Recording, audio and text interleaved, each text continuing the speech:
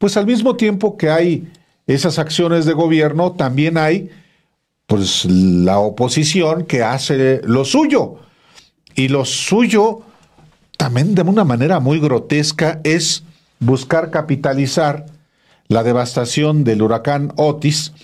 Y hoy llegó, desde anoche, desde ayer, llegó a la Ciudad de México una marcha, una caravana, más bien una caravana, más que marcha, es una caravana de afectados por el huracán Otis, encabezada pues por personajes muy claramente identificados con el PRIAN, y vienen a exigirle al presidente Andrés Manuel López Obrador la entrega de más recursos para los damnificados, y pues con una movilización, Alejandro, que ha también convocado a personajes como tú mencionabas hace rato, Margarita Zavala, y personajes del PRIAN, la propia Xóchitl Gálvez, como ayer, como el viernes aquí lo describimos. Sí, tal cual.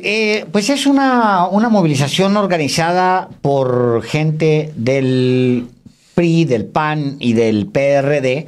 Ya lo decía el presidente por la mañana, y ahorita le pasamos el audio, pero antes valdría la pena identificarlos bien, Álvaro. Son, pues era una caravana muy, muy pequeña, de que había salido desde el día domingo, aparentemente. Venían a Palacio Nacional, creo que ahora mismo están tratando de llegar a Palacio Nacional, aunque veo que hay varios medios como varios. El Financiero dice que no los dejan pasar a Palacio, no les impidieron llegar. En algún momento, pero fue transitorio. Dice, no llegó a Palacio Nacional este lunes luego del recorrido. Es la nota principal del Financiero, por ejemplo, que no los dejaron pasar. No lo veo replicado en otra parte. Está en algún momento, dices, ¿no? En algún momento, sí, enfrente del Monumento a la Revolución, enfrente del Palacio de las Bellas Artes. En algún momento, pues los vehículos, la caravana de vehículos llegó y reclamaron, dijeron cómo era posible que el dictador no los pudiera dejar pasar, casi justo en el momento en que varios manifestantes estaban enfrente del Palacio Nacional, entre ellos un cantante, Óscar Atié, que hizo frente a colegas periodistas sus reclamos sobre la necesidad de más ayuda al puerto de Acapulco. Pero llegaron efectivamente, estaban haciendo el uso del derecho que tienen, como lo garantiza la Constitución, a manifestarse. Bueno, en un discurso durante la movilización, el Bodio Velázquez, exalcalde de Acapulco, pidió al gobierno que se declare a la localidad como prioridad nacional. Luego dijo también Velázquez que no están recibiendo ayuda, que etcétera, pero él es quien encabeza la movilización. Apenas fue nombrado el pasado 28 de septiembre por Jesús Zambrano, el presidente nacional del PRD, como enlace político de ese partido. Es el que estamos viendo ahí, es uno de los que participan en la movilización del día de hoy. Y es parte del Frente Amplio por México, Álvaro. De hecho, Bodio Velázquez fue presidente municipal de Acapulco hasta 2018, de 2015 a 2018. Un personaje controvertido allá en Acapulco, Guerrero, y ya se movilizó. Estamos viendo la imagen junto precisamente, estamos viendo la imagen de Bodio Velázquez, que está a la extrema derecha, y el que está hablando es Ramiro Solorio, un personaje muy curioso, Alejandro, porque de acuerdo con su propio perfil personal, pues él es originario de Morelos, se fue a radicar a Acapulco, Él militó en el PRI y cuando en el PRI no lo hicieron candidato a alcalde de Acapulco, entonces se fue al PRD y cuando en el PRD ya no tuvo mayor futuro, se fue al partido Movimiento Ciudadano. De hecho, fue el candidato del partido Movimiento Ciudadano a la presidencia municipal de Acapulco en las elecciones anteriores y ahora es un prosélito, ya no del partido Movimiento Ciudadano, sino de Xóchitl Gálvez. Ni del PRD, ni del... No, de hecho es... Y de la María Rosa. Bueno, este hombre es el enlace del PAN. Ya está en el PAN. Y ahora está en el PAN. O sea, no, pues, a la vuelta de... Hijo de PRI, PAN, PRD, MC. Y ahora no tardará en querer entrar a Morena después del 2024. Pues es lo que le queda. No, pues bueno, en el Verde, todavía le queda el Verde, el PT y Morena, ¿no?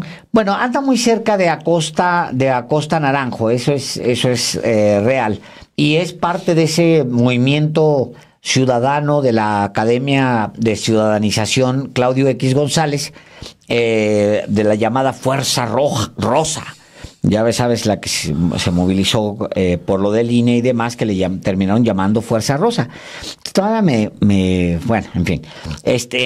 Y pues es parte del Frente Cívico Nacional, que está compuesto por Guadalupe Acosta Naranjo, también Guadalupe Acosta Naranjo, y creo que participa, si mal no recuerdo, Guadalupe Acosta Naranjo también ahí, creo. Sí, aunque hoy justamente el que no renuncie Guadalupe Acosta Naranjo, Álvaro, porque se acaba el Frente Cívico Nacional.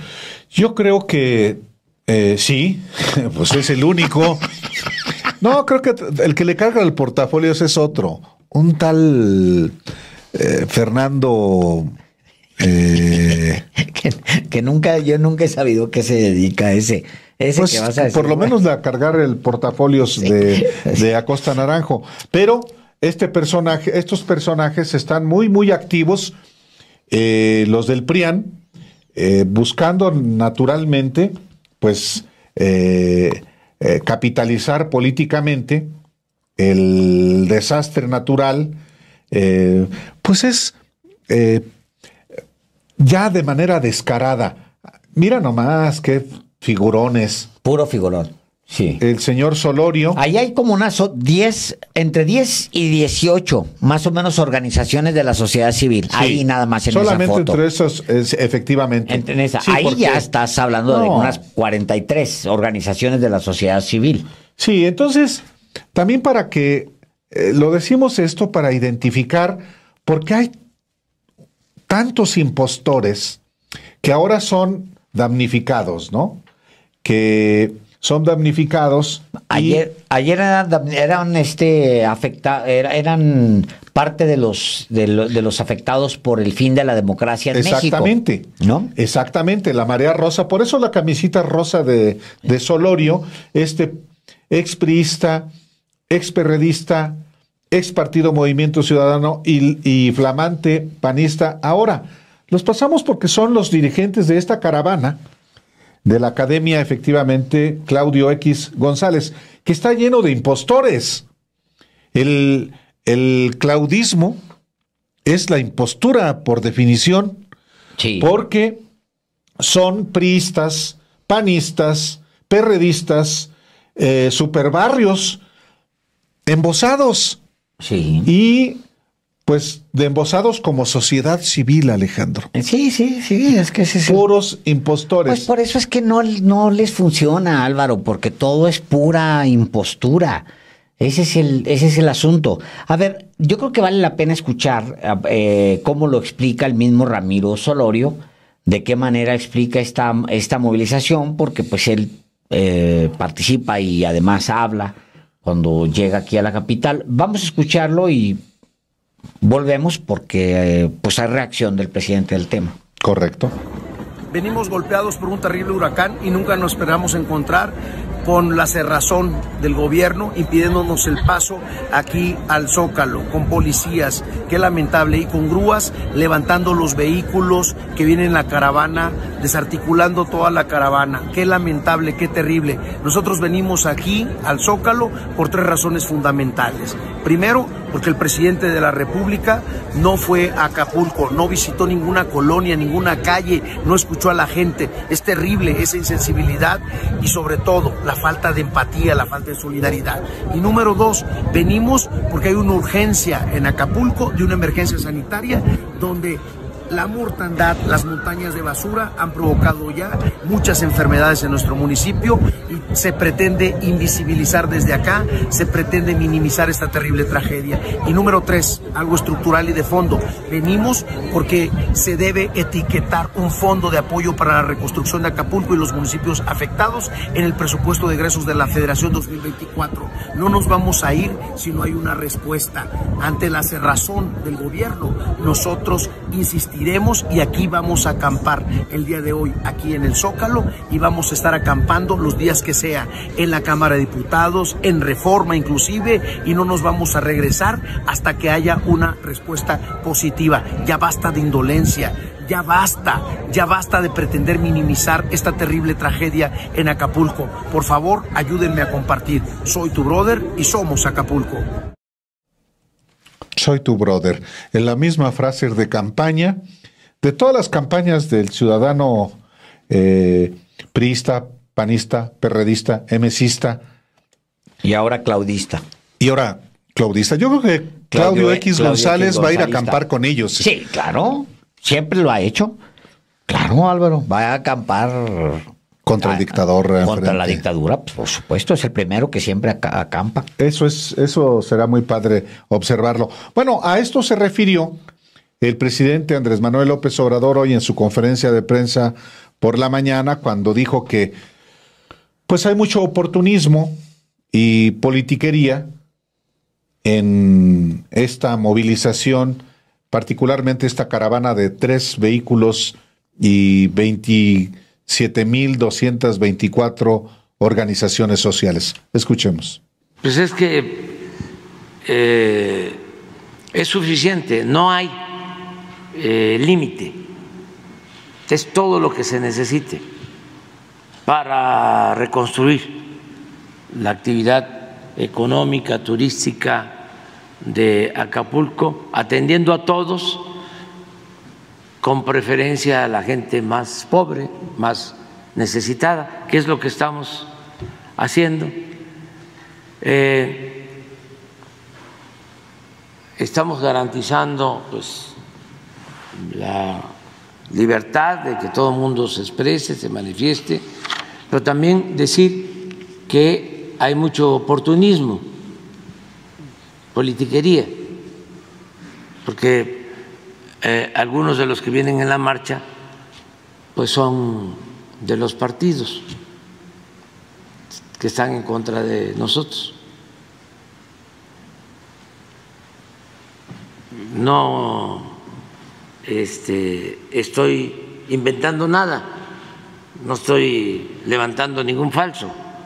Quien convocó, entre otros, fue este señor Naranjo del PRD y otros simpatizantes de la señora Xóchitl Gálvez,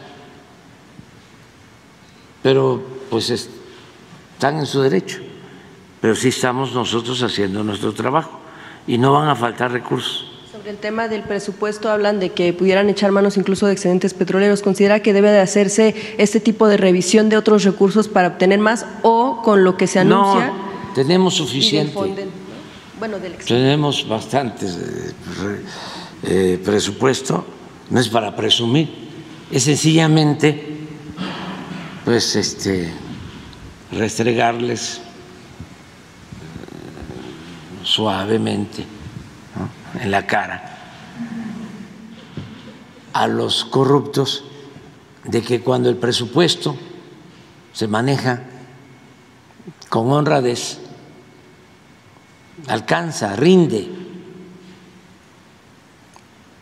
Cuando hay corrupción como antes, que es lo que quisieran a veces, que regresara la misma corrupción, pues entonces sí, no alcanza el presupuesto. Y hay que pedir préstamos, hay que endeudar, hay que decretar gasolinazos, hay que aumentar los impuestos. Todo eso, pues, que ya conocen.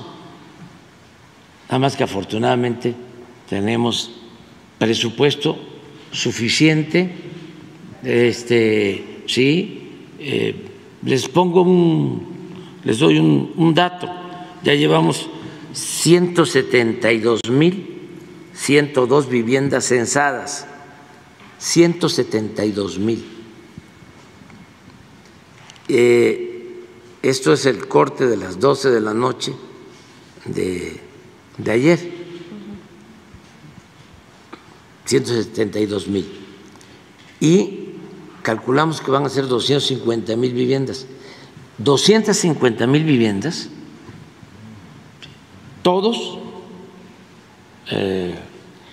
los afectados, los damnificados, van a tener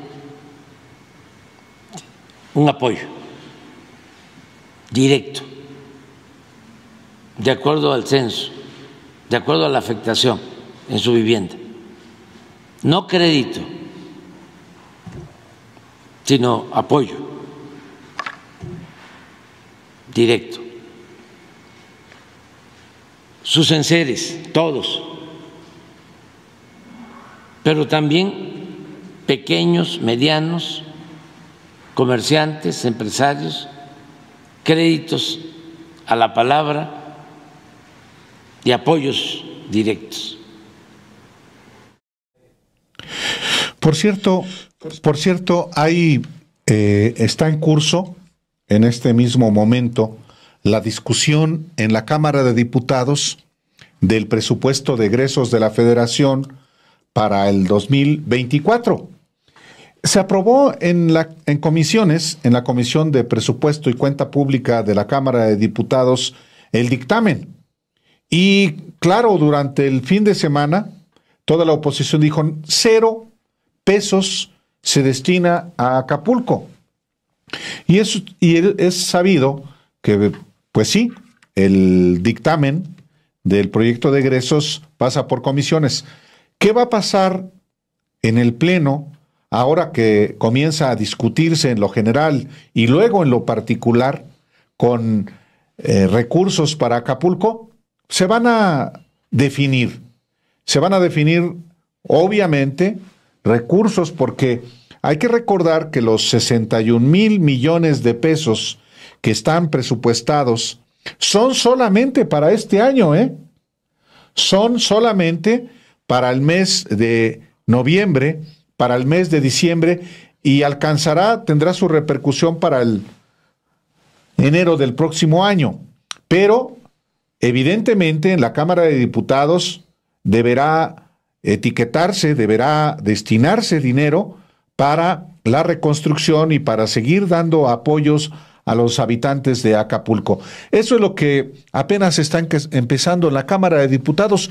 Hoy comenzó, Alejandro, y de hecho hay una calendarización. Veía yo un calendario que nos compartió nuestra compañera Dulce por la comunicación que tenemos en Telegram, y Dulce Olvera, y muy probablemente se apruebe pues el miércoles, y en una de esas el jueves, Alejandro, ya el presupuesto. Y claro que habrá dinero para Acapulco, claro que habrá recursos muy específicamente para los afectados. La gran tragedia para los que encabezan la caravana es que ya no van a intervenir, Alejandro, ellos ya no van a ser intermediarios de apoyos como, por ejemplo, todavía en el huracán Manuel e Ingrid de 2013, cuyos apoyos que se prometieron muchas veces no llegaron.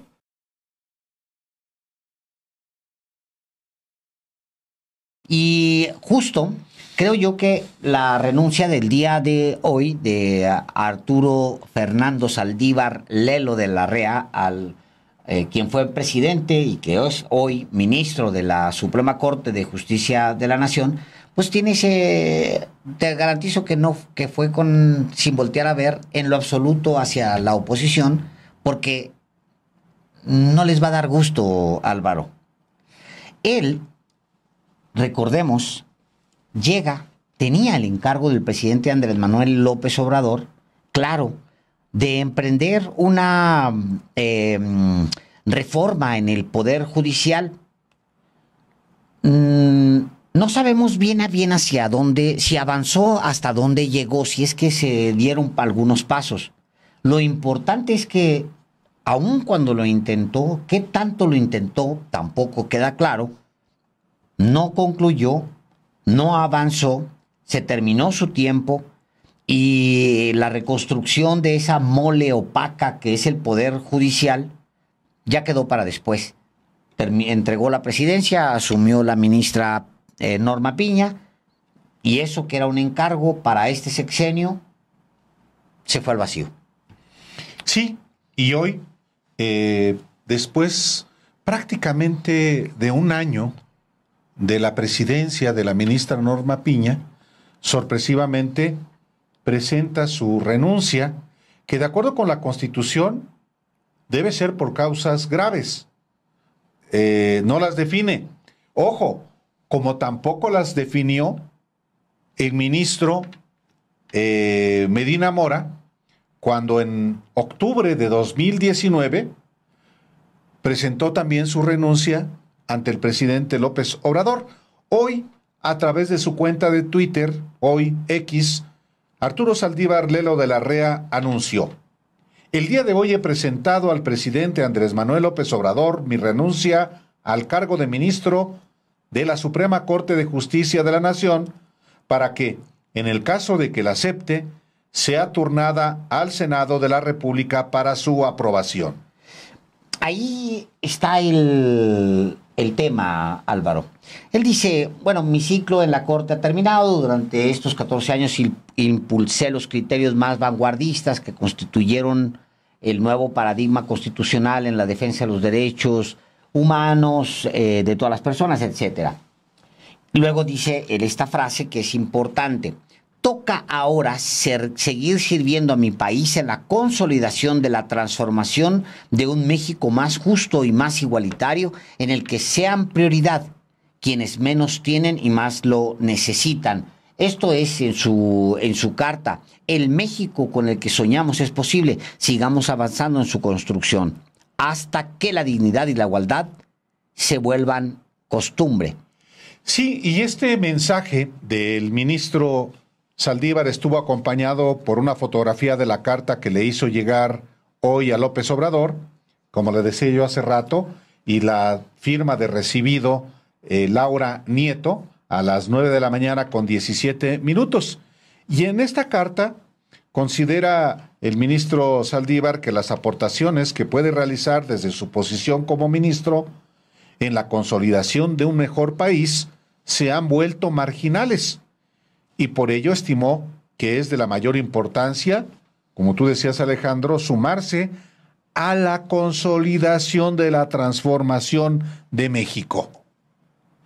Y dijo: desde los espacios que me brinden la oportunidad de tener incidencia en la construcción de un país más justo y más igualitario, en el que sean prioridad quien menos tienen y más lo necesitan. Espero poder seguir colaborando hacia el México que todas y todos soñamos. Aquí el tema, bueno, hay distintas materias o distintas ramas para analizar, o distintas capas de análisis. El primero es la renuncia en sí misma. ¿Qué va a suceder enseguida? Porque la tiene que aprobar, la aprueba el presidente. Sí, en efecto, si el presidente la aprueba, como perfectamente Va a pasar. ha ocurrido ya, yo creo, Alejandro. Así es. Entonces, lo que enseguida ocurre es que el presidente, a través de la secretaria de Gobernación, turna al Senado la aceptación de la renuncia para que el Senado la apruebe por 2/3 partes de sus integrantes. La debe aprobar el Senado. Y ahí viene. Y ahí viene. Ahí viene el jaloneo. Ahí viene el jaloneo. Porque dice el artículo 98 constitucional. Eso es lo que quería. Dice Exacto. el artículo 98 constitucional que el 98 constitucional dice: las renuncias de los ministros de la Suprema Corte de Justicia solamente procederán por causas graves. Serán sometidas al Ejecutivo y si éste las acepta, se enviará para su aprobación al Senado.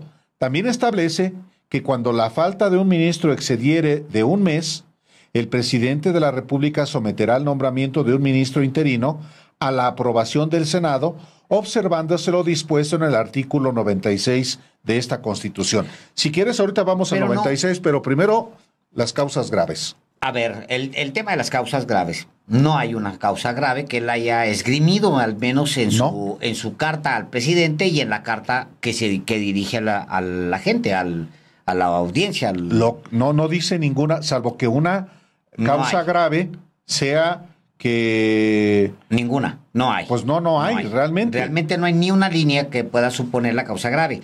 Y luego, cerca de una hora después, Álvaro, de que plantea su carta, de que hace pública su carta, aparece en una fotografía con Claudia Sheinbaum. Sí. Es decir, claramente está renunciando a la Suprema Corte para incorporarse con Claudia Sheinbaum, lo cual me parece magnífico y es otro motivo de análisis, otra capa, digamos, del análisis.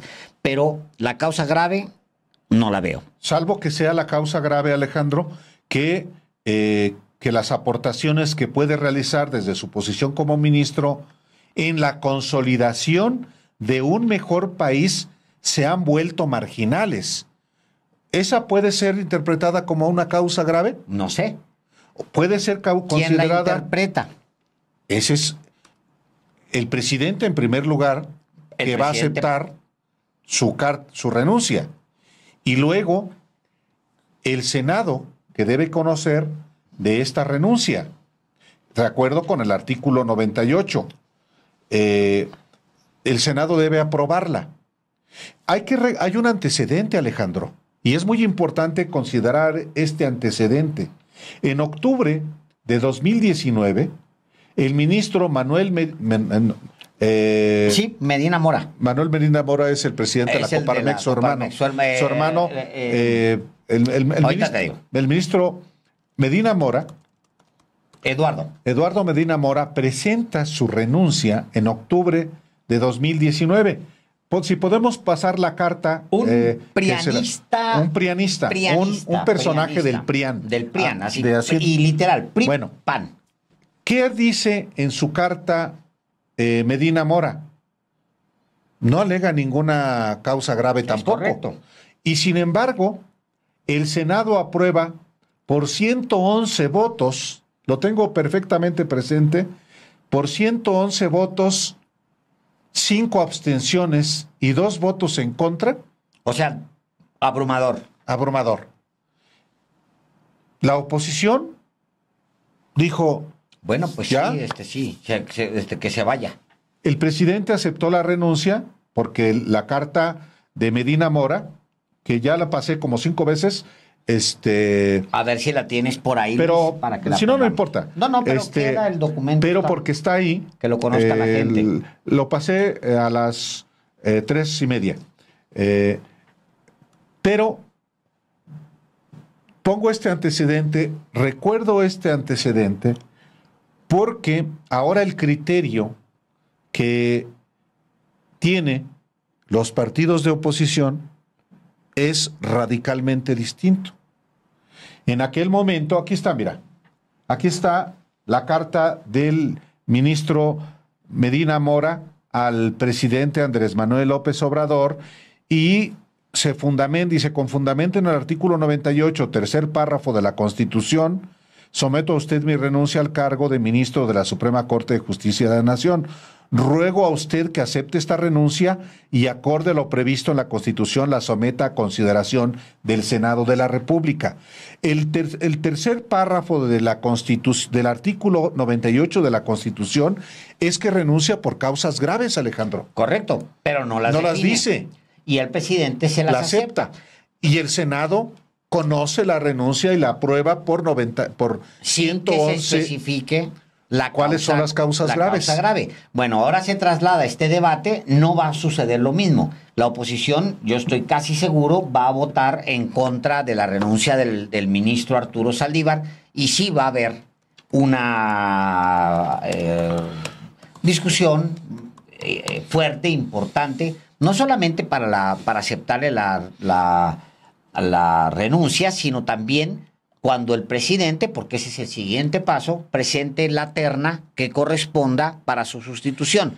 Porque si el ministro Saldívar queda, creo, Álvaro, un mes fuera, entonces el presidente tiene que proponer, si su situación, digamos, no se compone en un mes, el presidente tiene que proponer un sustituto. Bueno, lo que dice el artículo 96 de la Constitución es también muy importante, porque eso es lo que sigue. Dice el artículo 96 de la Constitución: para nombrar a los ministros de la Suprema Corte de Justicia, el presidente de la República someterá una terna a consideración del Senado, el cual, previa comparecencia de las personas propuestas, designará al ministro que deba cubrir la vacante. Punto y seguido. La designación se hará por el voto de las 2/3 partes de los miembros del Senado presentes, dentro del improrrogable plazo de 30 días. Un mes. Si el Senado no resolviere dentro de dicho plazo, ocupará el cargo de ministro la persona que dentro de dicha terna designe el presidente de la República. O resuelven en 30 días o él es el presidente el que designa de la terna. De la terna, cualquiera que él quiera. Ahora, sigue un segundo párrafo de este artículo 96, Alejandro. Sí.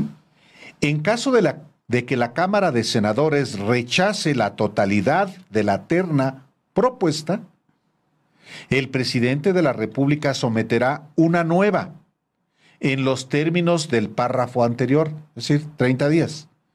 Si esta segunda terna fuera rechazada, ocupará el cargo la persona que dentro de dicha terna designe el presidente de la República. Es decir, si el Senado rechaza la terna en su conjunto, habría que ver también qué significa rechazar la terna, Álvaro. Que no alcance la mayoría. Bueno, entonces pues no la va a alcanzar. Claro. No los va a alcanzar. Entonces queda en manos del Senado de la República. Del presidente. A ver, en ese último. Eso último dice, claro, en el caso de que la Cámara de Senadores rechace la totalidad de la terna propuesta, el presidente de la República someterá una nueva en los términos del párrafo anterior. Correcto. Los 30 días. Si esta segunda terna fuera rechazada, ocupará el cargo la persona que dentro de dicha terna designe el presidente de la República. Pues ahí está clarísimo. Entonces, no se va a atorar el ministro, la designación, esa no se va a atorar. Va a salir porque va a salir. Si el Senado no se pone de acuerdo, entonces ya, el presidente lo pone y se acabó. Es distinto que con el fiscal.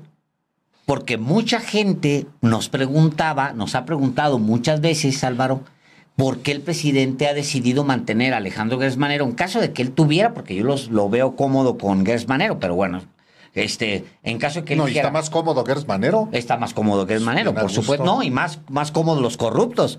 No, pues sí. Peña, todo dar, etcétera. Bueno, pero si el presidente por alguna razón decidiera que Alejandro Gertz Manero renuncia o sea, o acuerdan su renuncia para designar a alguien, nosotros hemos dicho es que no está fácil porque no le van a aprobar al presidente un nuevo fiscal porque necesita votos que no tiene. Por eso no pasó, por eso no ha logrado, porque eso está llamando al plan C.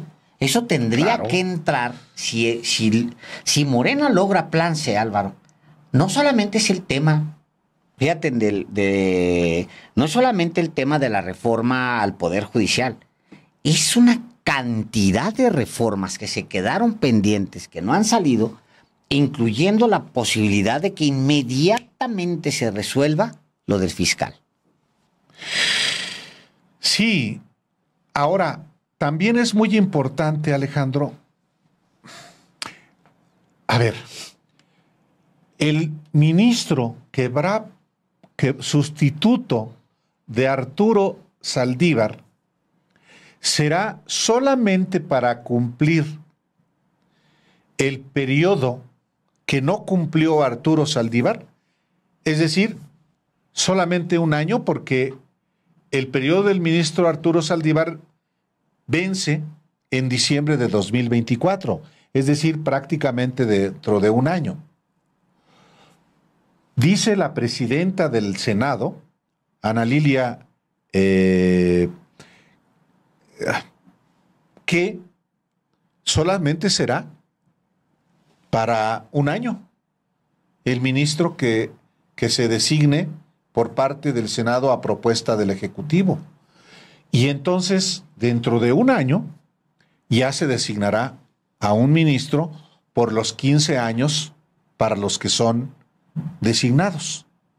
Esa es parte de de lo que estará por dilucidarse. Escuché que ya tenía que renunciar. No es cierto. Eso no es cierto. No. Termina su periodo hasta diciembre del 2. No es que está haciendo un protocolo de eso facilitaría las cosas. Si fuera digamos que Saldívar estuviera simplemente protocolizando algo que ya se iba a dar. No, a él le quedaba un año. Sí, porque lo propuso Felipe Calderón en 2009. Hay que recordarlo. 2009 más 15 años termina en 2024. Entonces, ahí está. Este es parte de lo que va a dilucidarse. Lo que le estamos presentando nosotros aquí es lo que la Constitución prevé. Así es. Una duda que por lo menos a mí me queda, Alejandro, es si una vez que el presidente acepta la renuncia de Arturo Saldívar, como ya ocurrió con Medina Mora, como ya ocurrió el Senado, con Saldívar, el Senado debe conocer de esa renuncia y aprobarla por mayoría calificada o por mayoría absoluta. En el caso de la renuncia de Medina Mora, no hubo problema. No hubo problema porque fueron 111 votos. Hubo más que mayoría calificada. El asunto aquí es, y yo no encuentro en la Constitución que deba ser por mayoría calificada, Alejandro. Sí. Nada más dice el artículo 98 que las renuncias de ministros de la Suprema Corte solamente procederán por causas graves, serán sometidas al Ejecutivo y si éste las acepta, las enviará para su aprobación al Senado. Pero por mayoría calificada o por mayoría absoluta. No lo establece la Constitución. Y luego dice el segundo, el cuarto párrafo del artículo 98. La licencia de ministros, cuando no excedan de un mes, podrán ser concedidas por la Suprema Corte de la Nación. Las que excedan de ese tiempo podrán concederse por el presidente de la República con la aprobación del Senado. Ninguna licencia podrá exceder del término de 2 años. Pero no dice si el Senado tiene que aprobarlas en ambos casos por mayoría absoluta o por mayoría calificada. Si es por mayoría calificada, pues no hay suficientes votos para aprobarle la renuncia al ministro Saldívar. Entonces, Álvaro, tienes en realidad dos, digamos, conflictos que no resuelve al menos la Constitución. Como está aquí.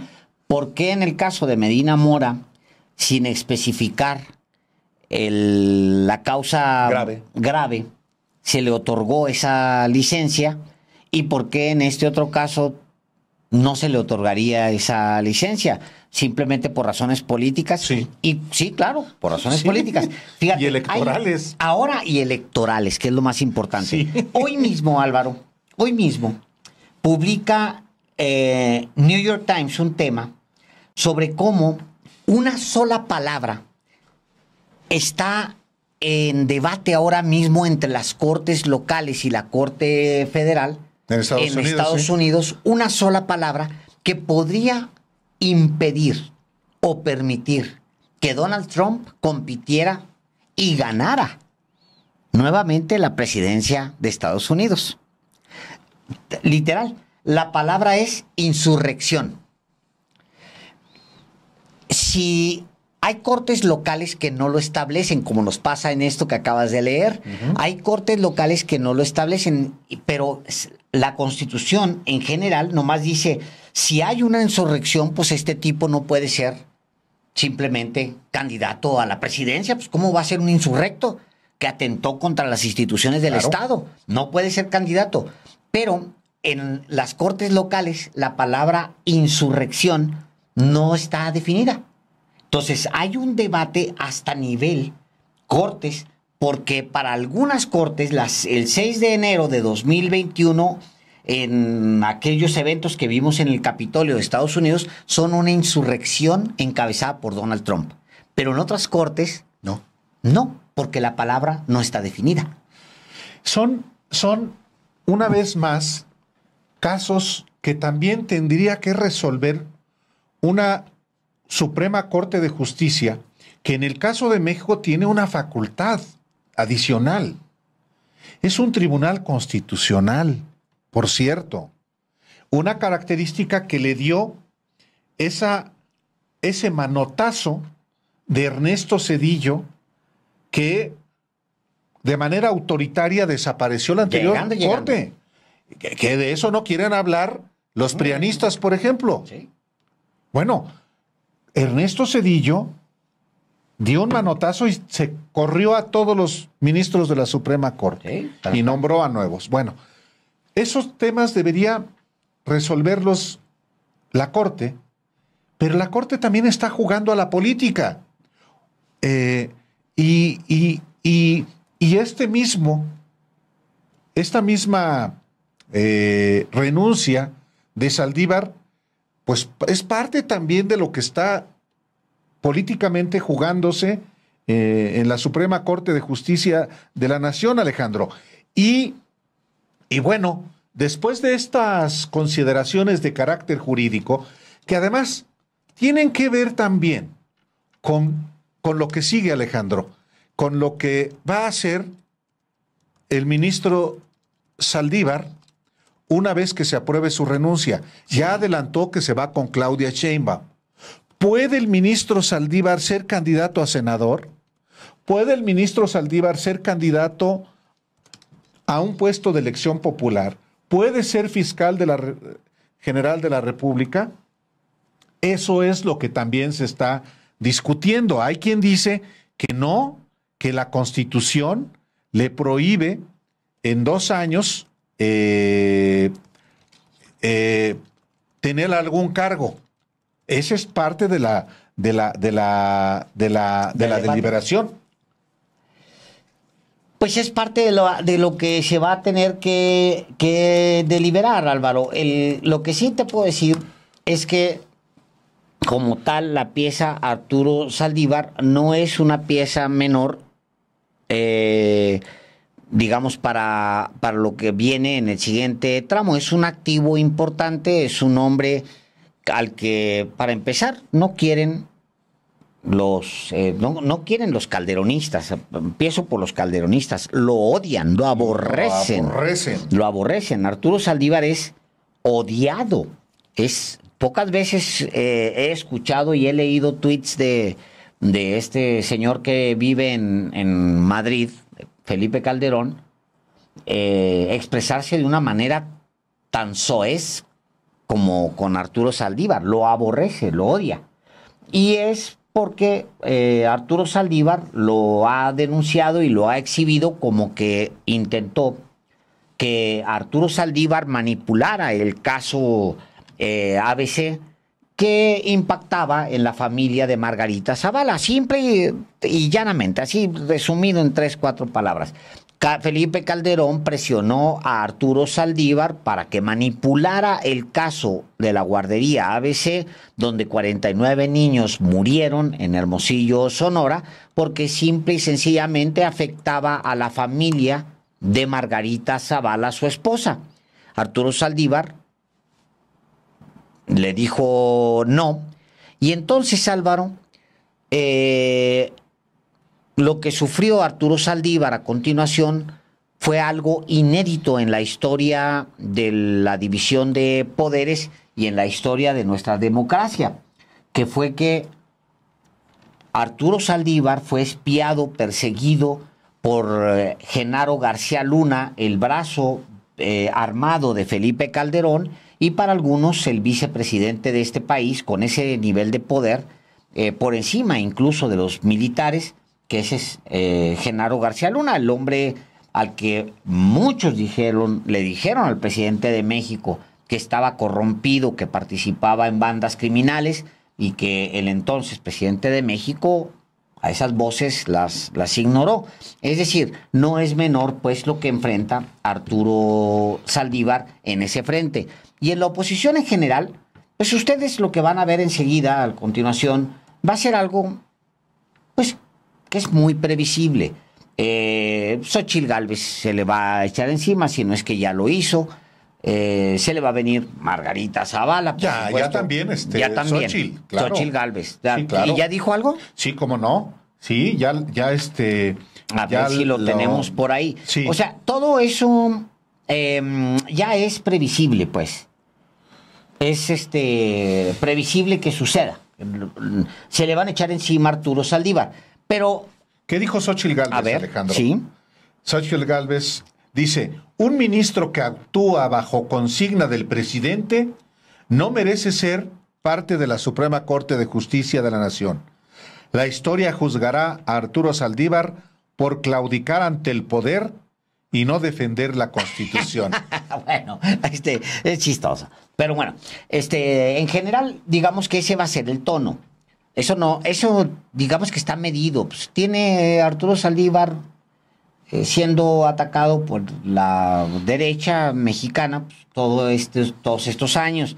Y ha pasado peores momentos, Álvaro, hay que decirlo. O sea, recordemos que él nos cuenta en una entrevista, sí, incluso nos cuenta ese episodio donde fue encañonado. Lo encañonan. Policías cuyo jefe era Genaro García Luna. O sea, lo encañonan. A él Álvaro. y a su familia. No, se meten a su casa. Y se meten a su casa. Imagínense ustedes, si hubiera pasado en otro momento o en otro país que un ministro de la Suprema Corte que se opone a manipular un caso para no perjudicar a la esposa del presidente, imagínense ustedes lo que hubiera pasado en cualquier otro país, habría sido un escándalo. Eso, Álvaro, era intervenir en otros poderes y no fregaderas. Sí, porque según nos cuenta el propio Arturo Saldívar Lelo de Darrea en esta entrevista, hubo en la Suprema Corte de Justicia de la Nación una presión inaudita de parte de Felipe Calderón y de parte de otros funcionarios de su gobierno, entre ellos el entonces secretario de Gobernación, Fernando Gómez Montt, pues presionando a todos los ministros para proteger a la familia de su mujer, a la actual diputada federal Margarita Zavala, y que fueran encubiertos en el crimen atroz de la muerte de 47 niños en la guardería, 49 niños en la guardería ABC en Hermosillo, Sonora, en junio de 2009. Y lo que cuenta Arturo Saldívar es cómo él, junto con su familia, fue encañonado por policías de Genaro García Luna, se metieron a su casa y cómo él hizo del conocimiento de Felipe Calderón el asunto. Entonces, esto, por eso tiene como tiene, pues, a los Calderones, que son los Claudio X González también. Esa parte, nata. Digamos que esa parte estaba muy medida de parte de Arturo Saldívar, Álvaro. Pues, no creo que él tuviera... Él sabía que la respuesta, incluyendo la respuesta de Cosío, que es la menos... en fin, todas las respuestas que vendrán hacia Arturo Saldívar la tiene medida. Por el otro lado, es el tema del activo que significa Arturo Saldívar. ¿Dónde lo ves? Y vamos a resolver después el dónde le permiten. Vamos a pensar en el dónde lo ves. O sea, la carrera de Saldívar a continuación va a estar abiertamente vinculada con el segundo piso, como le llama la misma Claudia Sheinbaum, de la 4T. Sí, nada más que hay una interpretación, Alejandro, constitucional. A ver. Si me permites. Habíamos quedado que no íbamos a hacer un lado pero no, tienes razón. No, Sí, es que la es más parte responsable. es que también es lo que dice la Constitución, dice en el artículo 101 que las personas que hayan ocupado el cargo de ministro de la Suprema Corte de Justicia de la Nación, magistrado de circuito, juez de distrito o consejero de la Judicatura Federal, así como magistrado de la Sala Superior del Tribunal Electoral, no podrán, dentro de los 2 años siguientes a la fecha de su retiro, actuar como patronos, abogados o representantes en cualquier proceso ante los órganos del Poder Judicial de la Federación. Patronos... No podrán litigar. Representantes, ok, Ajá. no podrán litigar. Sí. Y luego, eso dice el artículo segundo del artículo 101, párrafo segundo de la Constitución. Durante dicho plazo, es decir, 2 años, las personas que se hayan desempeñado como ministros, salvo que lo hubieran hecho con el carácter de provisional o interino, no podrán ocupar los cargos señalados en la fracción sexta del artículo 95 de la Constitución. ¿Cuál es el artículo, la fracción sexta del artículo 95 de la Constitución? No haber sido secretarios de Estado, fiscal general de la República, senador, diputado federal, ni titular del Poder Ejecutivo de alguna entidad federativa durante el año previo al día del nombramiento. Me refiero, este artículo... Es importante. Sí, durante el año previo... Sí. El artículo que leí hace un momentito... Que refiere a este otro.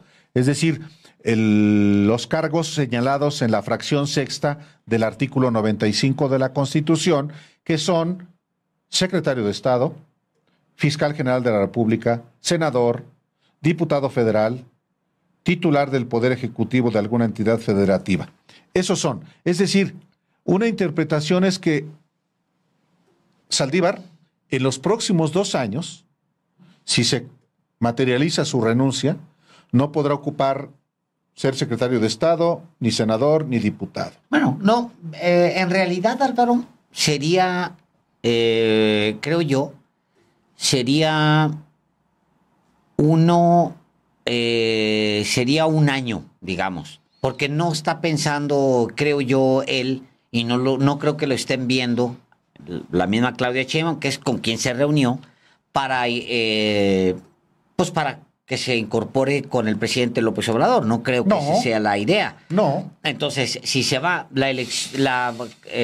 si gana Claudia Sheinbaum la elección de 2024, ella estaría asumiendo en octubre, que es, ya se te fue un año.